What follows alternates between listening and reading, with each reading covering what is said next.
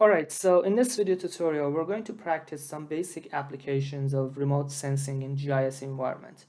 Our main purpose is to extract some useful information from satellite images. We're going to use Landsat 8 satellite imagery data, and Landsat 8 has made significant impacts in environmental and natural resource studies such as agriculture, forestry, weather forecasting, and land cover mapping. Landsat 8 contains two sensors, OLI or Operational Land Imager and TIRS, Thermal Infrared Sensor.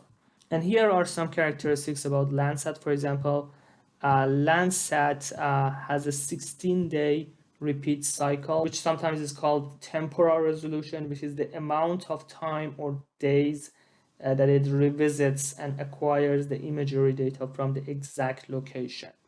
And also every day, Landsat 8 acquires 740 scenes across the world. So OLI, Operational Land Imager, produces 9 bands with different wavelengths. Okay, band 1, 2, 3, 4, all the way up to band 9. So all of the bands are at the same spatial resolution with 30-meter spatial resolution or pixel size, except for band number 8, which is a panchromatic band, and it has 15 meters, so it has a better spatial resolution compared to the other multispectral bands of the Landsat. And also, if you look at the wavelengths of each band that can capture, electromagnetic wavelengths that can capture, so for the panchromatic band, it can capture a very wide wavelengths compared to the other multispectral bands of the OLI.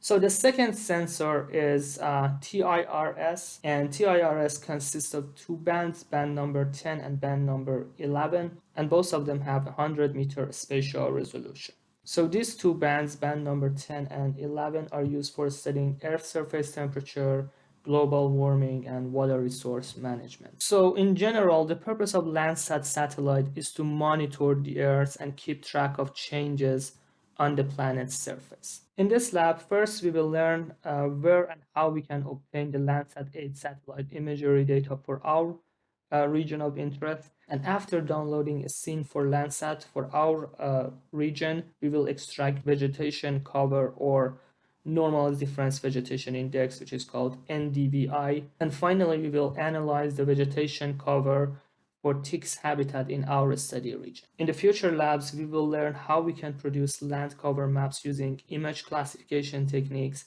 and analyze land cover change over time. For example, change of forest before and after a fire. Okay, so the first question is where we can locate Landsat 8 imagery data.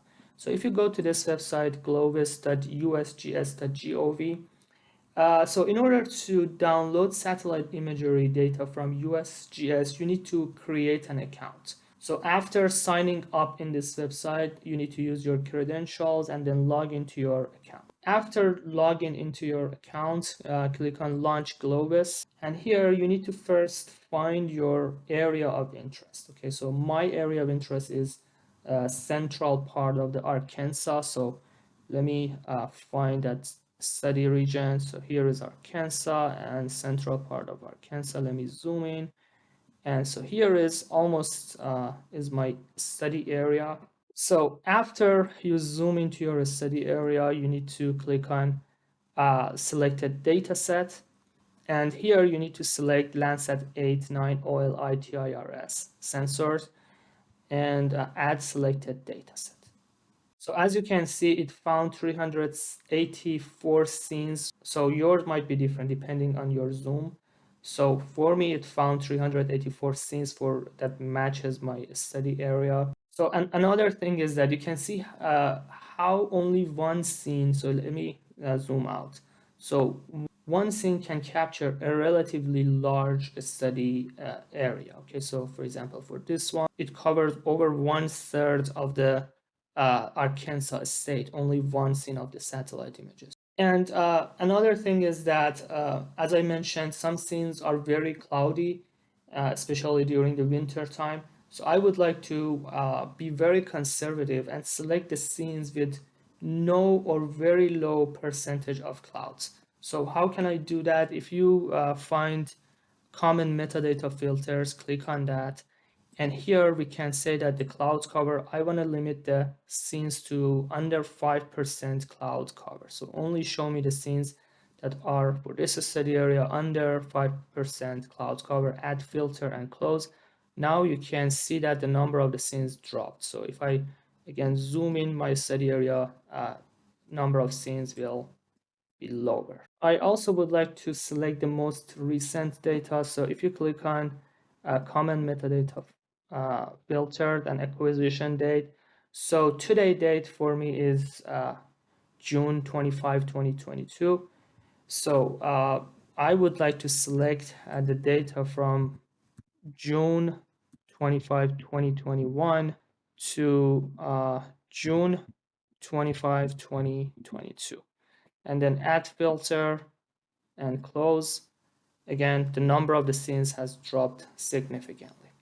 So here it shows a couple of scenes, but I want to just select one scene that is completely within the Arkansas for a specific scene. So how can I do that? So you can, if you click on this icon is jump to, okay, it jumps to a specific location.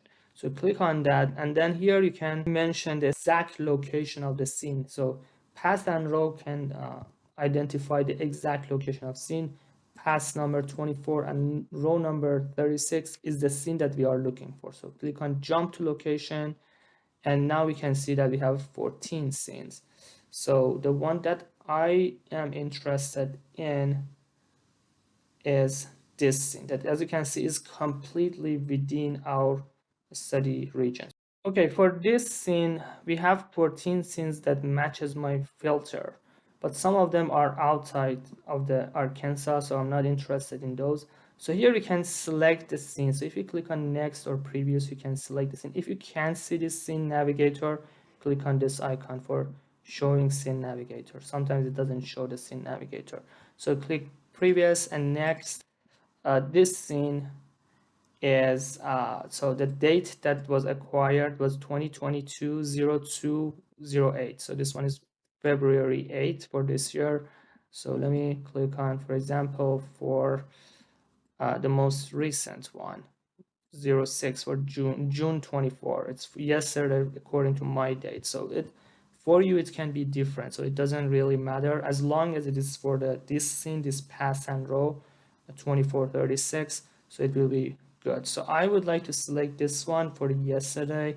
So then I have to, so I'm happy with this scene. So I click on select scene and then click on download.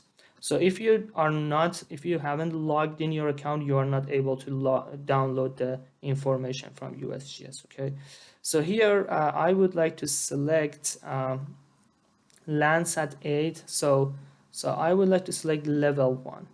Okay, so this one might be different for you, but the one that I'm looking for is the level 1 data, and it's the, in terms of volume, it's larger than the others. Okay, so click on download. Okay, so after downloading, show in folder. So here we can see, so sometimes it is you have to expand it. So here you can see the extension is .tar. Sometimes it is .tar.gz, and then so here we don't have the .gz. So if it was like .tar.gz, you had to unzip it twice. But here we just need to unzip it one time. So right click on .tar and 7-zip and then extract here. So here, as you can see, one scene of the satellite images for our study area, it consists of 11 bands. Okay, so here you can see the bands. So B1, 2, 3, 4, 5, 6, 7, 8, 9, 10, and 11 band. We also have mtl.txt, so that we need to find it. mtl.txt is the metadata information. There's some information about each band. So if you click on mtl.txt, so here we can see some information about our study area. For example, the name of the bands, class number and row number, which, as I mentioned, using pass number and row number, you can identify the location of scene. So, for example, if you want to find the same scene but for different times, make sure that the row number and pass number are the same. Another thing is date acquired. So that's for the yesterday, 24/6/2022. So yours might be different, doesn't really matter. So the clouds cover is 2%, under 5%. And another important information, the quality of the OLI and TIRS, they are very high quality for this scene. And the datum that was used, the ellipsoid map projection, and some other information about the latitude, longitude of the corner and different part of the image, and also some information. I think it has information for each band separately. For this lab and also the next lab, we only need band number 1 to band number 7. And here are the characteristics of each band. Okay, so you can find, for each band, you can find their wavelengths in micrometer and also the spatial resolution in meters. Our eyes can only see the visible portion, which is blue, green, and red of the electromagnetic spectrum. And as you can see, again, band 1, 2, 3, 4, 5, 6, 7, they all are at 30-meter spatial resolution. Band number 8 is panchromatic, is in the finer spatial resolution. Band number 9 is just for cloud detection. Band number 10 and 11 for TIRS sensor are used to provide surface temperature with coarser spatial resolution. It's not a higher spatial resolution compared to the other bands. So let me add band number 4, which was red wavelengths, into ArcMap. So if you click on add data and then downloads band number 4B4 and then add. So sometimes when you load it into ArcMap, it may ask you to create image permit. If you see that warning, click on yes. And image permit allows you for rapid display at varying resolution. So for this band number 4, if you right click on that and go to the properties and go to the source tab, here are some information about this band. Okay, for example, number of the columns and rows for this image, and number of bands, which is obviously 1. Cell size is 30-meter, spatial resolution, we already knew it. Information about the extent, information about the coordinate system, for example, WGS 1984, zone of the UTM 15 north, and the unit was meter. And also some statistics that you can see it for band number 1, couldn't be calculated, but we can see the statistics later on. So click OK. I would like to create a single raster grid by combining band number 1, 2, 3, 4, 5, 6, and 7. And this is very useful for change detection and also image classification for selecting different band combination to distinguish different land cover types.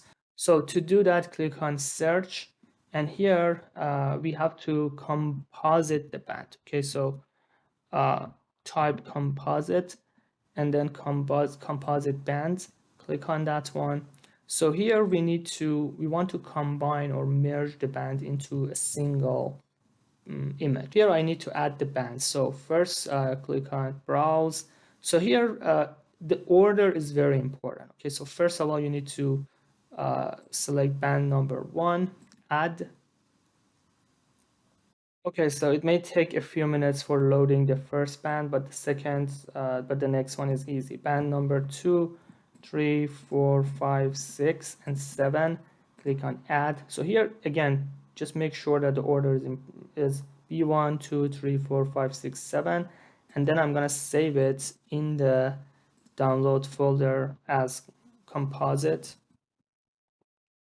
So this is a composite band, and then click OK. Again, so this process may take a couple of minutes, and if you want to check the progress, you can go to the geoprocessing and then results, And here, if you expand this, you can see that the composite band is still working.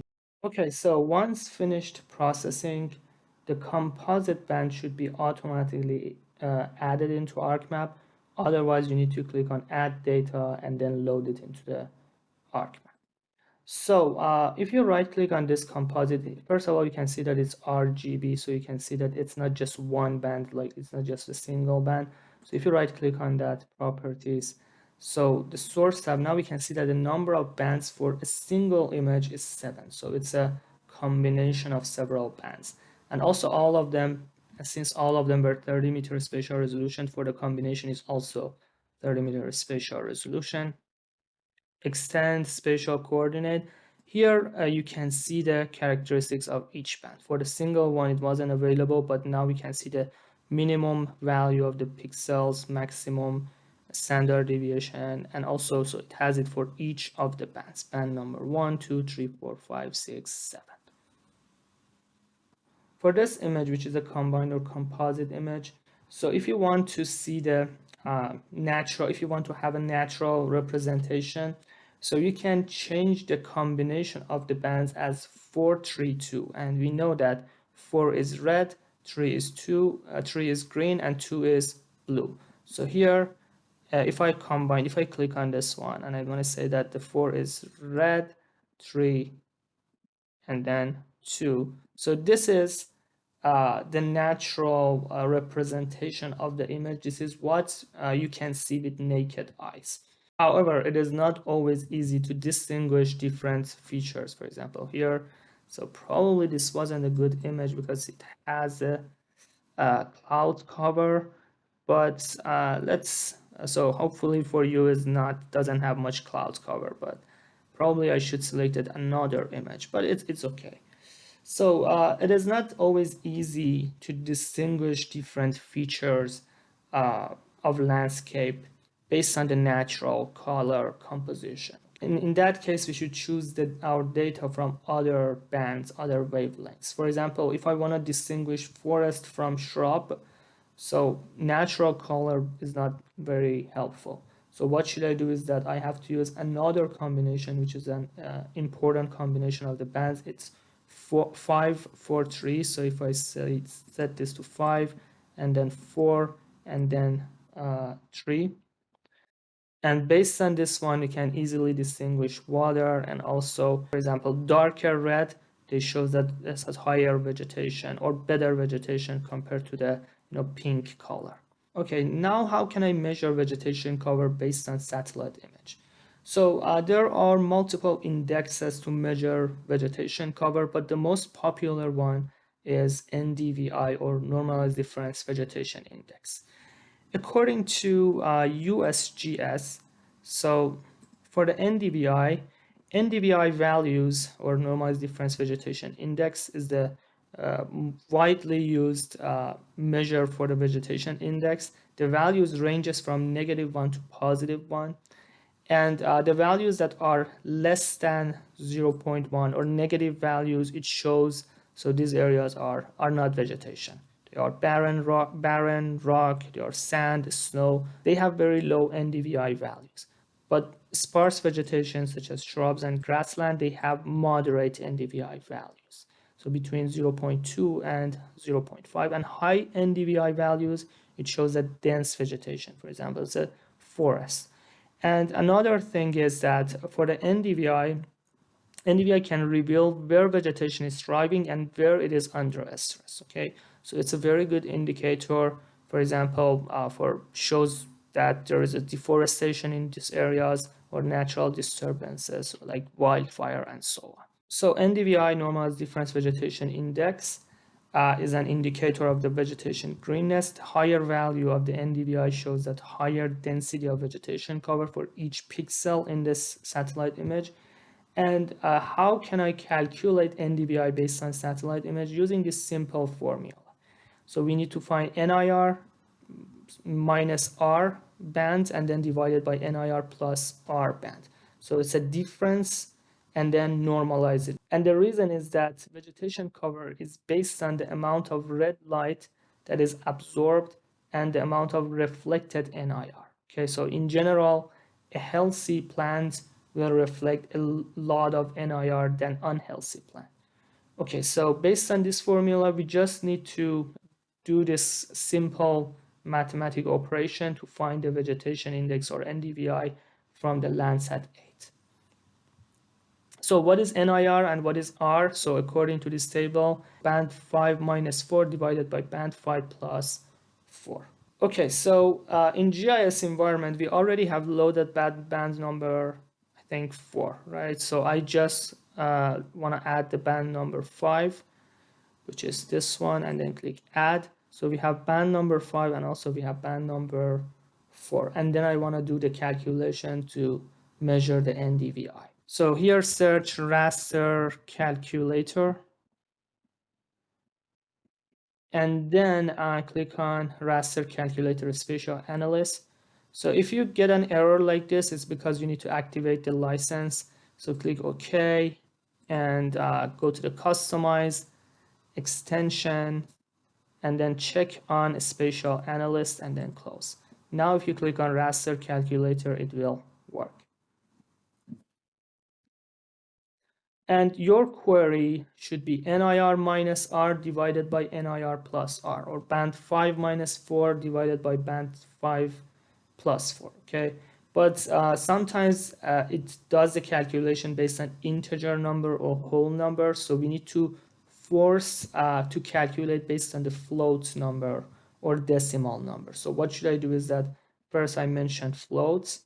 So it's NIR minus R, right? NIR minus R, and then divided by float again. I just want to avoid avoid the whole number, NIR plus R.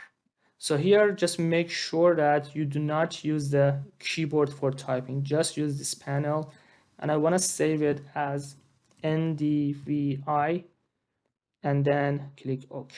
Okay, so the range of values always has to be between -1 and +1, okay? So sometimes it is between -1 and +1. That's the maximum range of values, but so as you can see, it is between -1 and +1 according to the formula.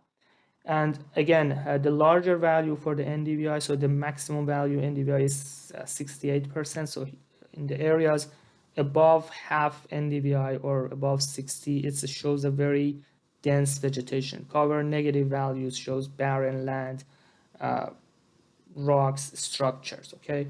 So again, according to the USGS, so the values that are less than 0.1, they show the rock, sand, snow, but these cutoff values are only a rule of thumb, okay? So you should always consider the season, changes by the type of plant, but in general, the higher value of the NDVI shows the tropical forest, the lower value of the NDVI shows snow, sand, and barren land.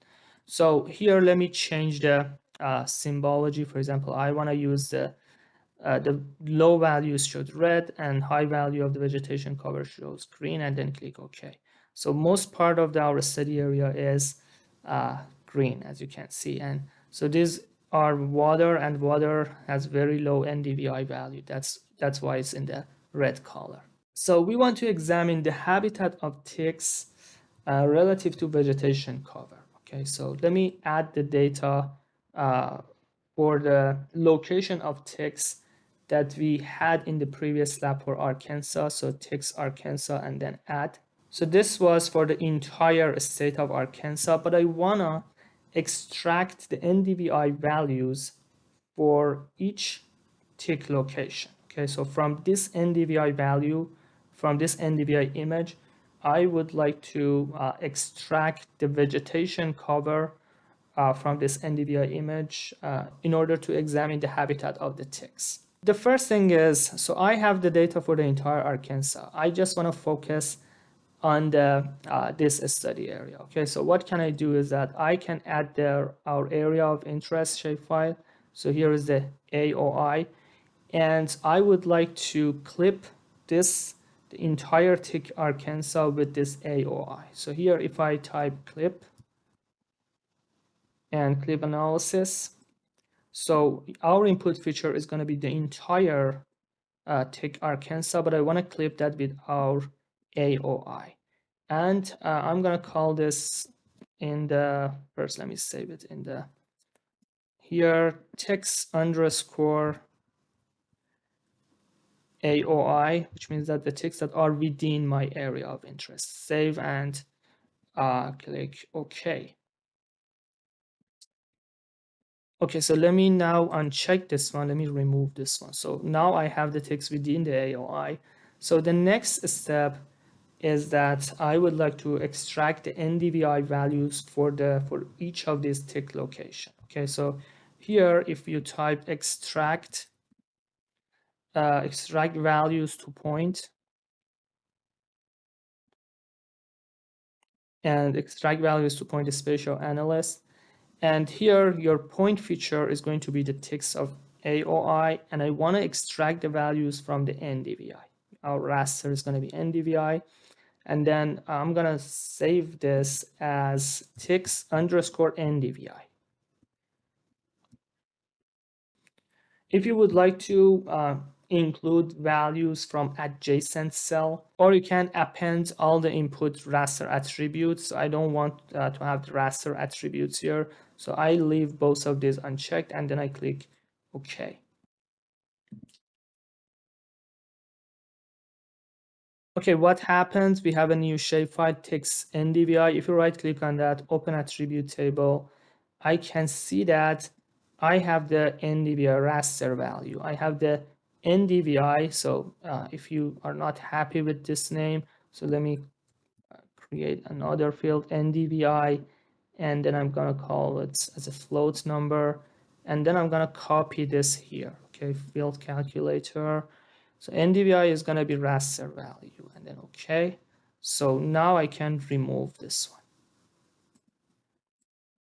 So for each tick, I have the NDVI value for that tick. Okay, so if you right click on this NDVI and then click on statistics, let me sort the values. I can see that I have a couple of negative 999 because they were outside of my study area. So I have to get rid of this negative 999. Probably for you, you don't have these values.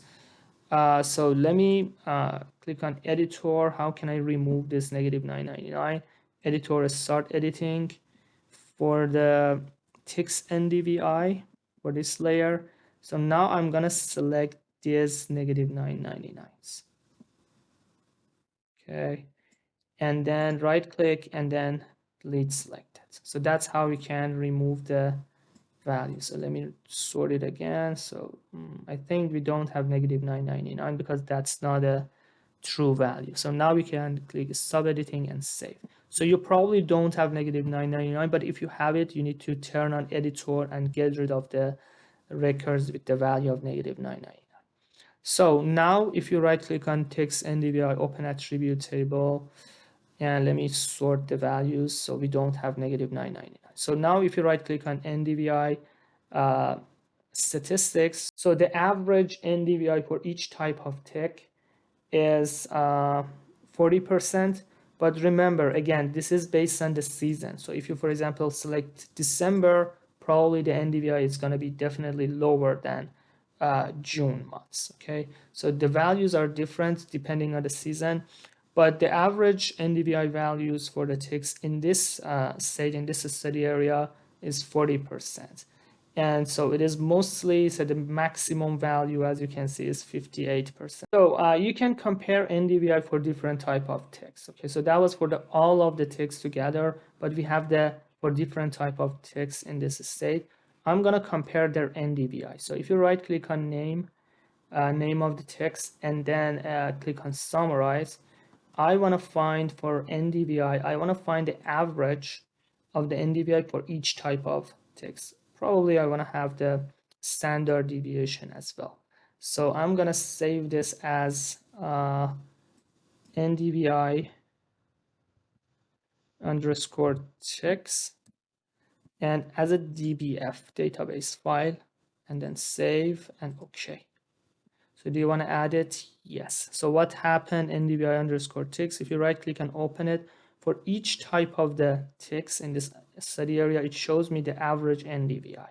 So as you can see, they are almost the same for the NDVI, but I think for this one, for black-legged tick, so the NDVI, the average NDVI is higher compared to the other one.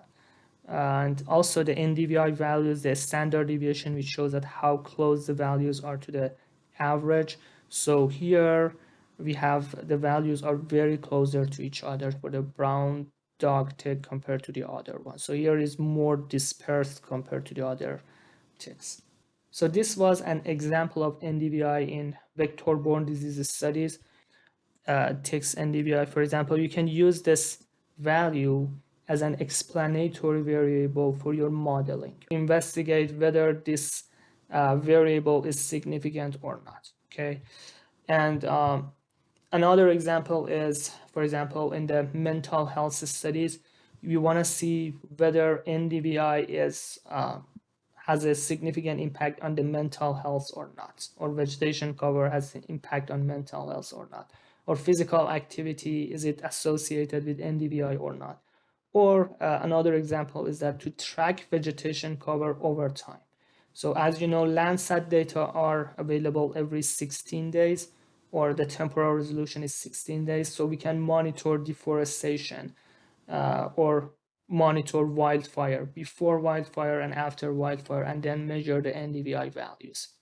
So NDVI was just one of the many products that we can obtain from satellite images. For example, another index is NDWI, and which is green minus NIR divided by green plus NIR, and it can measure plant water. So using satellite images, we can monitor droughts over time.